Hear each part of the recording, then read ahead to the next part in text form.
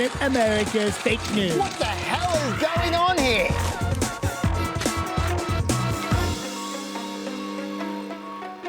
Welcome to Planet America. Hello, I'm John Barron. And I'm Chaz Licciardello. This week, taxing times for Donald Trump as documents reveal he lost over $1 billion in 10 years. Joe Biden's racing ahead in the polls, but will a family scandal clog up his engine? Or will a 40-year-old controversy about school desegregation come back to haunt him? I believe it was grassroots pressure that compelled Biden to become a leading busing opponent. And they'll take a deep dive into college debt and Elizabeth Warren's plan to fix it. But first, the news.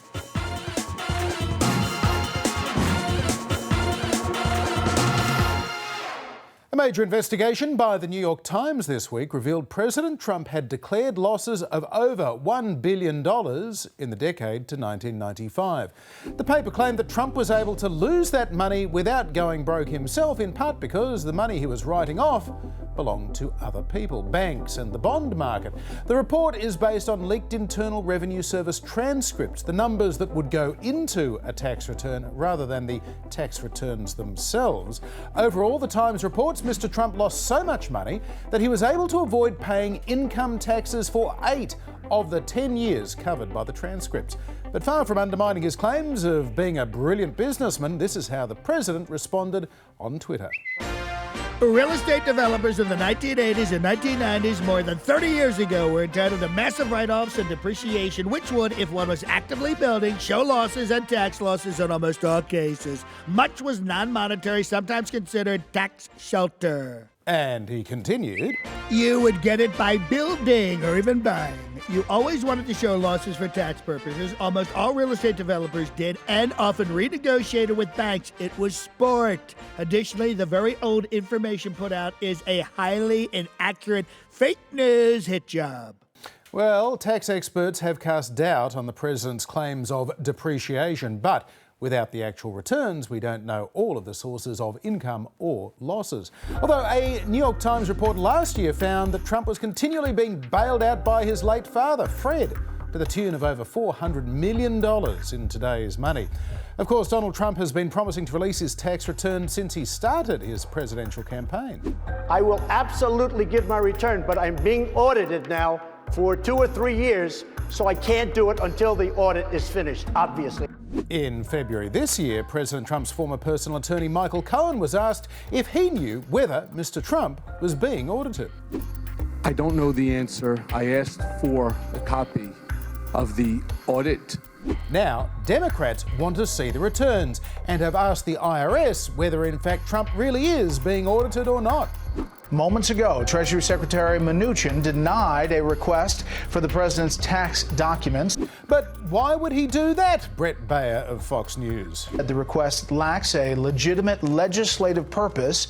He says the Treasury Department is therefore not authorized to release them. Okay then, but for the record, being audited does not preclude anyone, even a president, from releasing their tax returns. And as Richard Nixon famously said after releasing his while he was under audit, people have got to know whether or not their president is a crook. Well, I'm not a crook. I've earned everything I've got.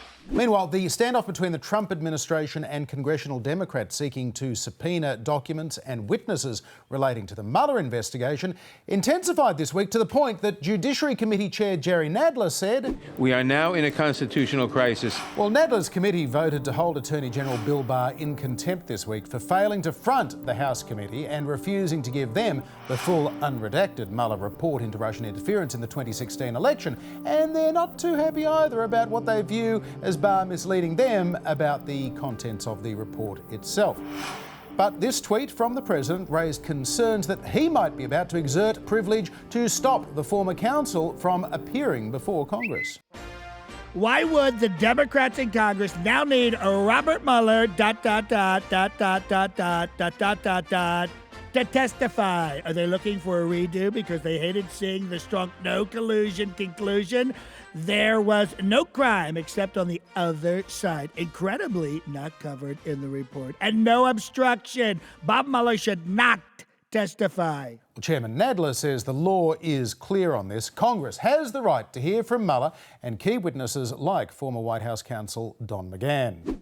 We will win these court fights because the law is one-sided. And when the president or Attorney General Barr or anybody else cites executive privilege in these cases, they are not being honest. Yeah, I wouldn't call this a constitutional crisis quite yet, John. Maybe an impasse. Maybe. I mean, the executive and the Congress are supposed to jealously guard their prerogatives against each other. That's how the system's set up.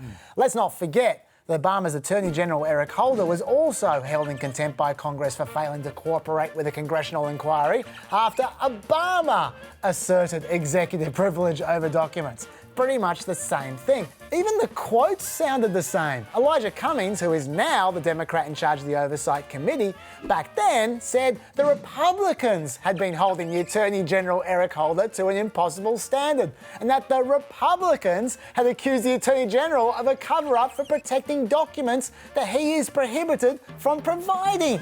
But wait, there's more. Marco Rubio at the time said this.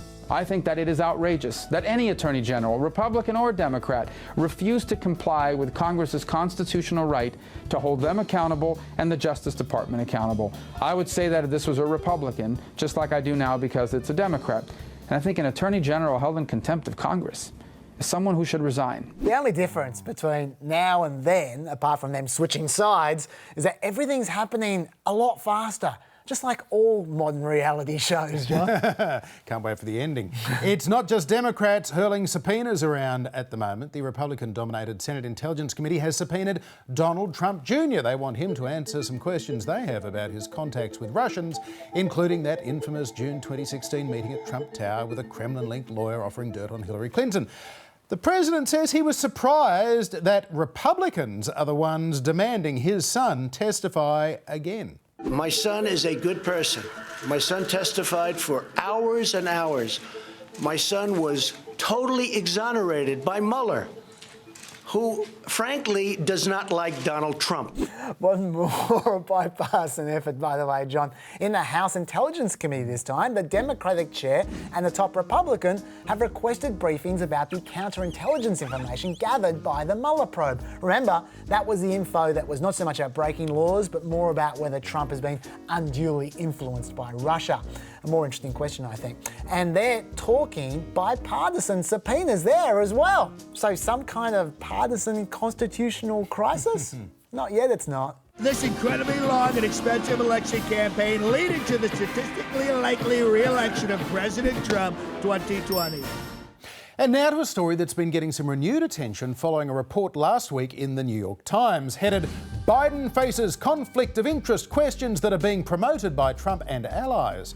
Last year, Joe Biden was speaking at the prestigious Council on Foreign Relations, and he was boasting about how he threatened to withhold $1 billion loan guarantee from the Ukrainian government if they didn't fire their top prosecutor, Viktor Shokin. I said, I'm telling you, you're not getting $1 billion. I said, you're not getting $1 billion. I'm going to be leaving here. And I think it was, 6 hours? I looked, I said, I'm leaving in 6 hours. If the prosecutor's not fired, you're not getting the money. Oh, son of a bitch. Got fired. And they put in place someone who was solid. Well, son of a bitch. The Obama administration and critics within Ukraine felt that Shokin wasn't doing enough to prosecute corruption cases. But one case Shokin was pursuing was a probe into the natural gas firm Burisma Holdings, which employed Joe Biden's son, Hunter, as a board member. So the claim goes, Joe Biden shut down the investigation into Burisma to protect his son. But there's more.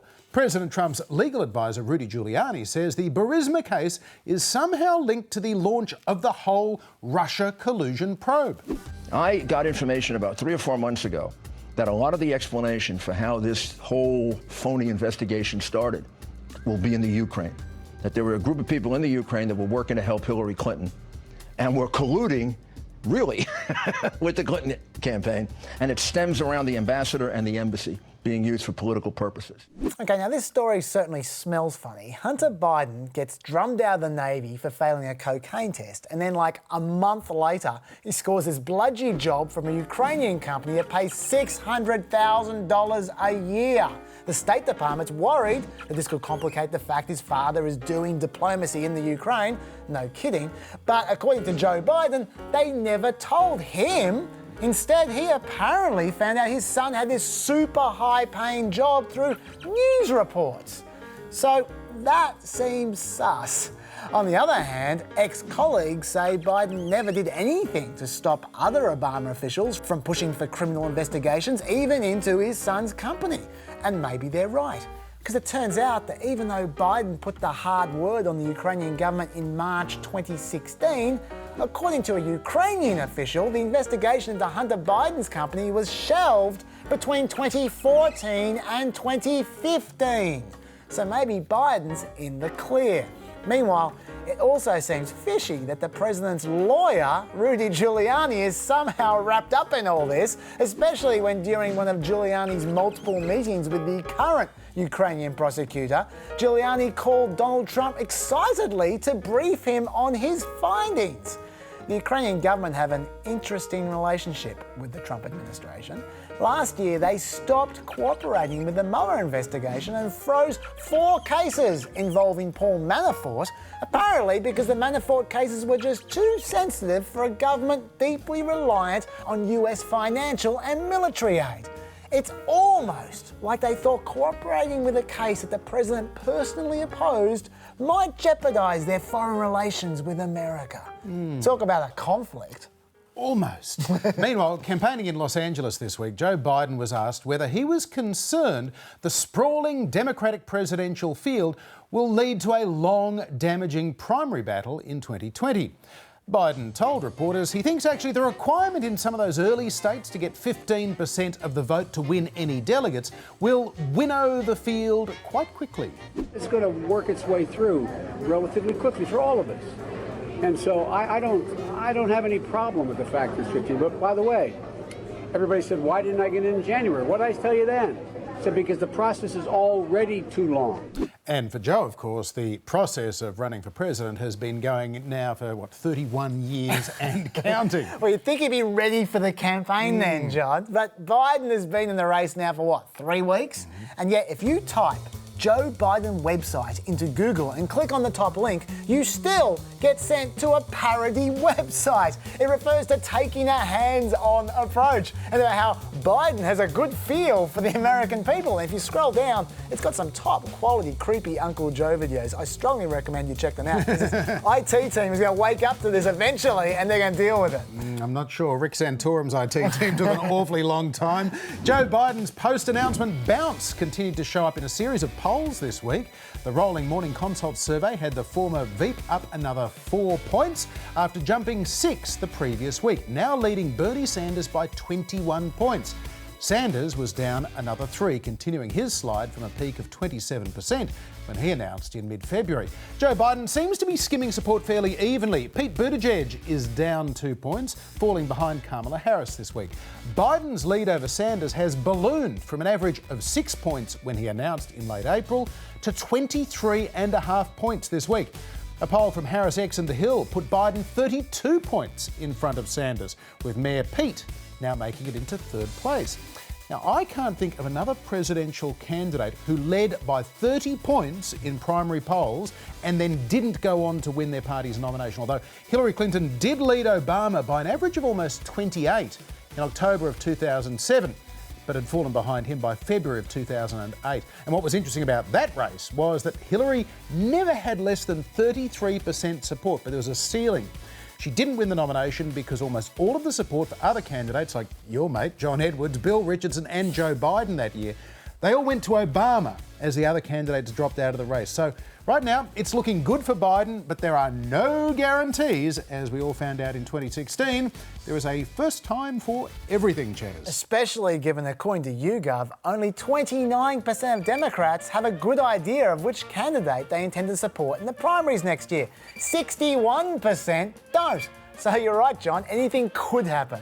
It's certainly happening for Trump at the moment. 3.6% unemployment, the lowest rate since December 1969, that is. Nominal wages growing at over 3% for the 9th straight month, and an all-time high Gallup approval rating of 46% this week, including 12% approval from Democrats, which might sound bad, but he was on 4% amongst them recently. And if we compare that to other presidents at this stage of their presidencies, he's polling higher than either Obama or Reagan did at this point. And enjoy that, Trump supporters, because the next week, bin Laden was killed and Obama went...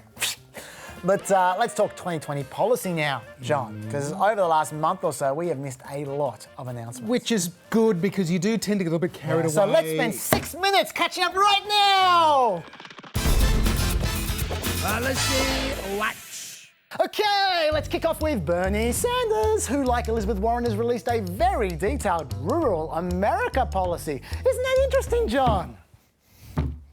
Yes. So some of the highlights include breaking up the giant agribusinesses. For example, did you know that consolidation in the pork packing industry led to an 82% decline in hog farms in Iowa?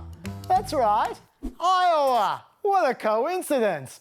Sanders wants more rural infrastructure as well, and agricultural subsidies for smaller farms. Apparently, the top 10% of farms currently receive 58% of the cash subsidies, and the bottom 80% of farms receive only 18%. Sanders also wants to push fair trade deals, and also the right to repair your own farm equipment to stop farmers being gouged. Farmers could even turn this into this. Rats in disguise. Okay, all right, enough of that. How about Pete Buttigieg? Mayor Pete doesn't seem like he has a lot of policies there, so let's go to Cory Booker's gun control policy. Booker wants a national guns database, universal background checks, an assault weapons ban, a ban on high-capacity magazines, a monthly limit on handgun purchases, and a gun licensing scheme, which some studies suggest could be effective. When they passed a gun permit law in Connecticut, gun homicides fell by 40%.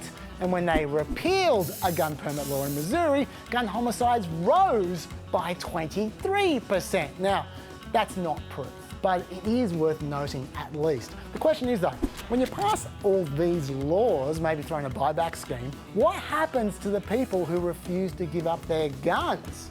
If they don't, within a certain period of time, they would be prosecuted, so subject to be thrown in jail perhaps. Are you supportive of the same measure? Well, first of all, when I was mayor of the city of Newark, again, I have a record on dealing with gun violence.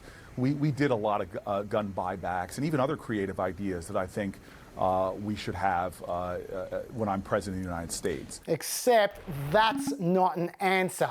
Try again, Cory.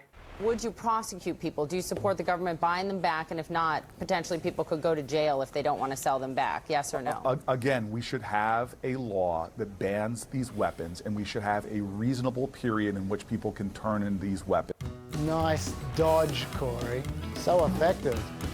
Now to Kirsten Gillibrand, who has a campaign finance reform that she calls democracy dollars, where the government will give every registered voter 3 vouchers for $200. That is 1 voucher for each federal race, House, Senate, and President. And you can give that voucher money to whoever you like. But democracy dollars only turn into real money for the candidates who agree to a $200 cap on individual donations. The theory is that politicians can stick with the current $2,800 donation cap if they like, but they'll risk being swamped by democracy dollars and small dollar donations. And so this would incentivize politicians to reject big donations. It's all based on a Seattle scheme, which unfortunately only 3.3% of voters bothered with, but it's still early days there. So let's say that people do get into it. Then the idea is interesting. To solve the problem of too much money in politics, you get taxpayers to give politicians much more money. There is a glaring issue though. Who cares about the influence of $2,800 donations when people in 2018 were donating $120 million or $95 million to super PACs, which aren't controlled by candidates, and so therefore they're out of the reach of the democracy dollars policy. This is where the influence is, and that is why some politicians specifically caught big money New York donors, and that's why some politicians consult with big donors before they announce their candidacies. Kirsten. to Joe Biden, who just got in the race. So it's really a bit early for policy for him. I mean, he's Biden reportedly saying there are so many nicknames that I'm inclined to give this guy. We could just start with clown. Yeah, I think he's still workshopping his message. So back to Pete Buttigieg, whose policy shop is really kicking into high gear there now. Over to Beto O'Rourke, maybe, who would be getting the tumbleweeds treatment if he hadn't released a climate change policy 2 weeks ago. Beto's hoping to mobilise $5 trillion worth of green investments in 10 years, including $1.5 trillion directly from the government to steer America to net zero carbon emissions by 2050. And I would tell you the rest, but it's already been superseded by Jay Inslee's climate change policy, stage 1 of which promises by 2030 to have 100% carbon neutral electricity, 100% of all new light and medium duty vehicles be zero emission, and 100% of all new buildings be zero carbon pollution. And it goes into way more detail than that, so I won't even try to summarise it, just read it on his website. I'm only pointing it out now because literally no one has heard of Jay Inslee. So, before we go, one more look at the hole where Pete Buttigieg's policies should be. Oh God, you can't even see how deep it is. Look at that. It's true. By the way, if you think I'm being harsh to Buttigieg, just head over to the policy section of Pete's website and there is no policy section on Pete's website. Just this quote he stole from a fortune cookie. There is no again in the real world. So profound. You might be better off with this there. Anyway, to present our policy of the week, our guest host, Chaz!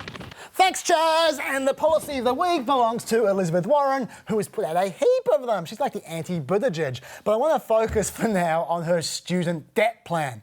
Like Bernie Sanders, Warren's promising free college tuition, except for for-profit colleges. But unlike Sanders, she's throwing in an extra $100 billion in Pell Grants to pay for poor students' living expenses. And on top of that, she's promising to cancel up to $50,000 worth of student debt each for anyone earning less than $100,000 a year. Then there's a sliding scale of less debt forgiveness up to $250,000 of income, at which point you get no student debt forgiven. So this means 42 million people will have some of their student debt cancelled out, with 33 million of them having all their debt cancelled out. Put that all together, and Warren's costing it at $1.25 trillion over a decade, which she'll pay for through her wealth tax for the 75,000 families who have more than $50 million. Although some worry that if the federal government foots the bill, it might just encourage unis to lift their tuition fees even higher. Also, more rich people go to college and they rack up higher fees than poor people do. So when Brookings modelled who would benefit from Warren's debt forgiveness plan, they found many more dollars going to people in the top 3 income quintiles than the people in the bottom 2. Only 4% of the debt forgiveness was going to the bottom 5th of incomes. Having said that, black people also have higher college debts. So if you look at the share of society of various ethnicities and then the share of debt forgiveness they receive, then black people come out pretty well. Also, one study found that cancelling all student debt would increase GDP by between $86 and $108 billion per year. So theoretically, there's something there for everyone. It's an important issue, this one. So since I've only spent 8 minutes on policy so far, let's spend 6 more minutes on a deep dive. No. You've had your turn. Now this. Joe Biden's opposition to the policy of desegregating schools in the 1970s by busing students to schools in other neighbourhoods has become an issue as he again seeks the presidency in 2020. But history shows that Joe Biden was not alone among Democrats in opposing that controversial program.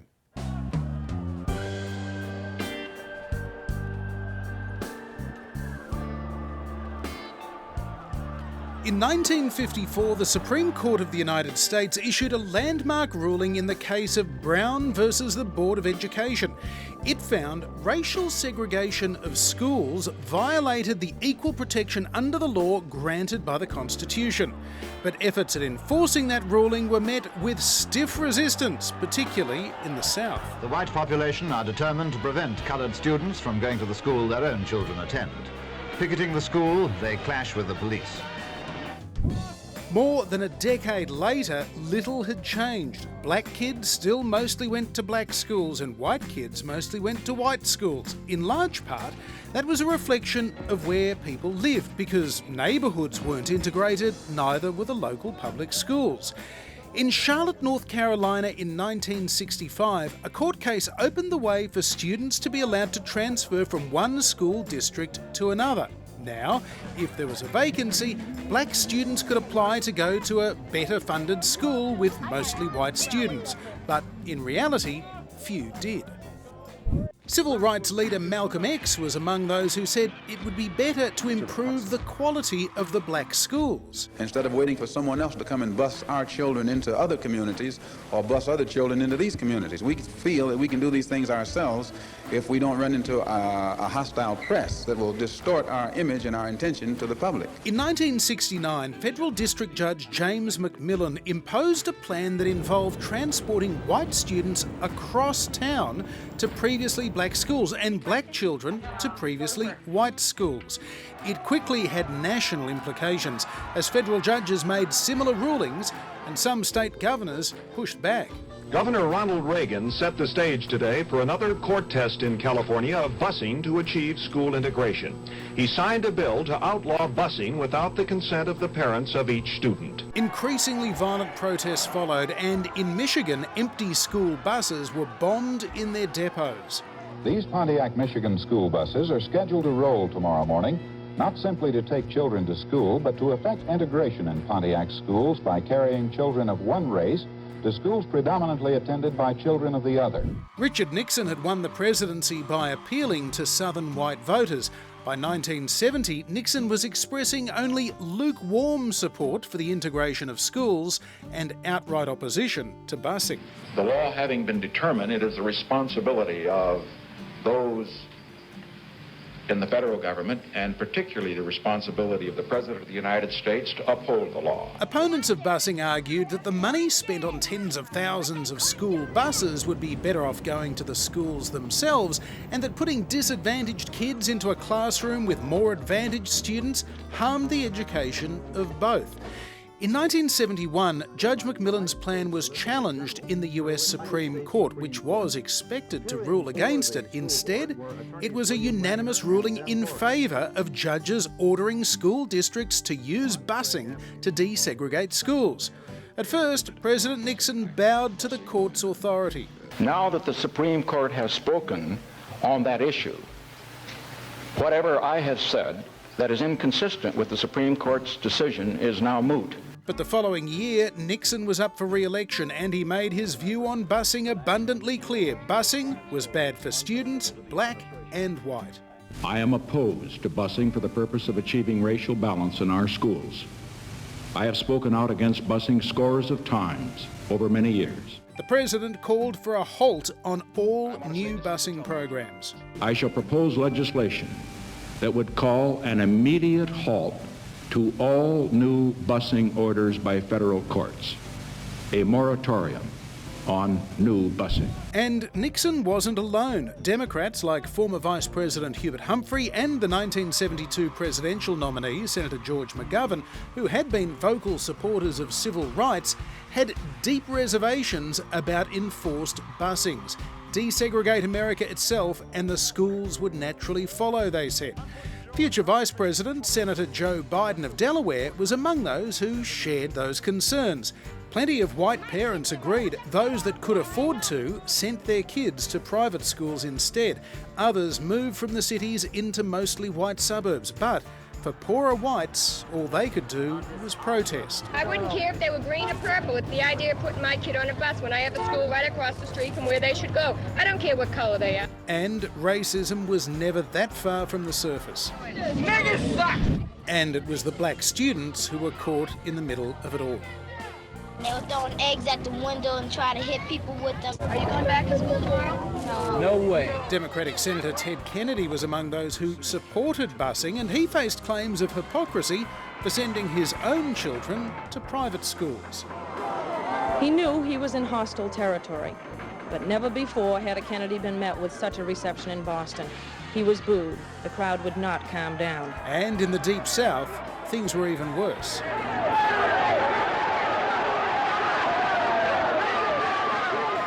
Another Supreme Court ruling in 1974 prevented busing plans from crossing from one school district to another, so white families could now head for the suburbs knowing their kids wouldn't be bused back to more integrated but more disadvantaged schools. By the start of the 1980s, the failures and unintended consequences of busing were becoming clear. Desegregating public schools tended to segregate the cities from the suburbs, and inner city school quality fell as tax revenue dried up. Black students were still getting an inferior education. But since the end of busing in the early 1990s, school segregation has become even more extreme. The number of schools with fewer than 10% white enrolment has tripled in almost 30 years. Well, for more on the impact of school busing and the role that Joe Biden played, we're joined by Brett Gadsden. He's author of Between North and South, Delaware, Desegregation and the Myth of American Sectionalism. He's also Associate Professor of History at Northwestern University. He joins us from Evanston, just outside of Chicago. Brett Gadsden, welcome to Planet America. Well, thank you for having me on. It's a pleasure to speak with you today. Was Biden's opposition a personal issue with busing or more a reflection of the concerns of his constituents in Delaware?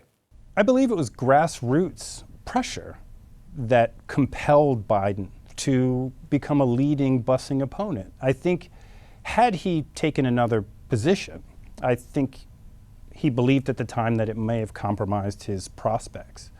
But it was the case that in the Wilmington metropolitan area, there was overwhelming white opposition to this busing remedy. And I think that's really what compelled him to return to the Senate later on in the summer as a kind of leading Democratic opponent. That being said, Biden wasn't the only Democrat in the 1970s who emerges as an opponent to busing as a remedy for school segregation in major metropolitan areas. He was joined by a number of other prominent Democrats in the Senate and in the House of Representatives. And so Biden is a leader in this movement, but I think he's more important as emblematic of a rising tide of white opposition to measures to address endemic racial segregation in American schools. Is it possible almost 50 years later to assess the success of the busing program, not just in desegregating schools, but also in the quality of the schools and the quality of education? I mean, it certainly is the case that school desegregation has not in and of itself corrected for the often profound learning gaps or educational performance gaps between white students and black students, or white students and students of color, between more affluent suburban students and poor city students. Too often it's the case that in these segregated school systems, because of how we fund education in America through local property taxes, that those school systems are unable to address the myriad needs, educational and otherwise, that students often need. And so I think it's important to just kind of understand that wherever we see segregation in America, that it is kind of more likely that folks of color in those particular contexts, that their political, that their economic, that their social standing is being kind of actively diminished. There are certainly exceptions to this rule, that we can go into black communities, we can go into Latino communities, and we can find examples of excellent schools. We can find examples of excellent administrators and teachers. We can see students and parents mobilized to that in ways that produces great success. I would argue that unfortunately and tragically, those are exceptions to the rules of segregated schooling, not the rule. Joe Biden enjoys pretty significant support in the African American community at the moment, but if he is seen as having been on the wrong side of history on this issue as well as others, could he lose those votes? The Vice President has an interesting and kind of impressive on many levels records of supporting civil rights for people of color, for women, for the LGBT community that he's kind of amassed in the years kind of subsequent to 1970. He commands, he's cultivated relationships with African American leaders in Delaware and across the country. I think that he was President Obama's vice president, right? And very, very loyal to them, and they had a very close relationship, I think, will resonate with many, particularly African-American voters. And I don't think he's kind of vulnerable there. Biden, as a matter of history, I think is certainly vulnerable of criticism from historians like me. But I think in the contemporary political context, given the fact that Republicans and conservatives, they're most determined to kind of undo the legacy of the Civil Rights Act of 1964 and the Voting Rights Act of 1964. They're committed to trying to undoing the legacy of the Civil Rights Revolution of the 1960s. That, combined with the fact that most liberals and progressives aren't focused really on this problem of school segregation, I think provides him insulation or an exemption, I think, from criticism, unlike his position, his behavior in the Anita Hill hearings, his support for the omnibus crime bill. I think those are kind of where he's probably most vulnerable from the Me Too movement and from Black Lives Matter. Brett Gadsden, thanks for being with us. Oh, thank you very much. 2.6 million Americans went to college last year for the first time, and many of them got a good deal. Unemployment rates for college graduates are consistently half that of those without college degrees, and they earn more. A lot more. If you're a white person whose parents didn't go to college and you didn't go to college, you can expect when you're middle-aged for your household to earn around $52,000. But if your parents did go to college and you went to college, you can expect for your household to earn $156,000, triple as much. And it's similar for non-white people as well, just the numbers are lower. Either way, good investment. Although admittedly, a Danish study found about half the expected financial gain of attending college came from marrying a higher earning spouse. Nevertheless, college is especially valuable for the poor. More than half of the Harvard students who are from the bottom quintile reach the top quintile by the age of 34, and 1 in 8 end up in the top 1%. All the success, though, comes at a price. Between 2000 and 2016, the cost of college rose $6,300 per student per year. State funding, though, was reduced by $1,400. Grant aid was increased by $3,000, and Pell Grants were increased by $1,400. And this is all after inflation. The result is a crapload of debt. 66% of bachelor's degree holders now take on student debt, and they're paying on average 18% more, which might not sound like much, but let's put that on a graph compared to all the other extra debts that young families have faced since 1989, and you can see that student debt as a percentage has risen slightly more than the rest. Today, $44.7 million Americans hold $1.56 trillion in student debt, including 43% of young families, with an average graduation debt of $28,000. And at current rates, 40% of borrowers could default on their debts by 2023, which would obviously be a disaster for their credit record and could severely harm their chances of getting a mortgage or loan in the future. Well, for most defaulters. And now we're starting to see some really big debts emerge. 23% of postgraduates with debt owe over $100,000. 75% of med school graduates take on student debt with an average debt of $200,000. And 101 graduates in America owe at least $1 million in student loans. But hang on, don't freak out, because there's a bit of hype going on here as well. The median borrower with student debts owed $17,000 in 2016. A quarter of borrowers owed only $7,000 or less, and the median monthly repayment? $222. In fact, out of those making payments, the median repayment has been about 34% of borrowers' income for decades. And though that graph ends at 2013, it hasn't changed much since then. So it's all good then, hey? No, it is not. There is a lot of hype about this topic, but it doesn't change the fact that 36% of 18 to 35s and 39% of 35 to 54s say that their student debt wasn't worth it for their education. And strangely, the people in most trouble are not the ones with the big debts. For those borrowing less than $5,000, 34% end up in default. But for those borrowing over $100,000, only 18% end up in default. So what is going on there? Well, the people with the big debts tend to be postgrads and they earn more money. It's the people who earn less money who struggle, like firstly, the college dropouts. The completion rate of first-time four-year college students is only 49%, and the completion rate of first-time two-year college students is only 38%. That is a lot of people getting not much for their student debt. Then there are the for-profit colleges, which are kind of like the Wild West of education.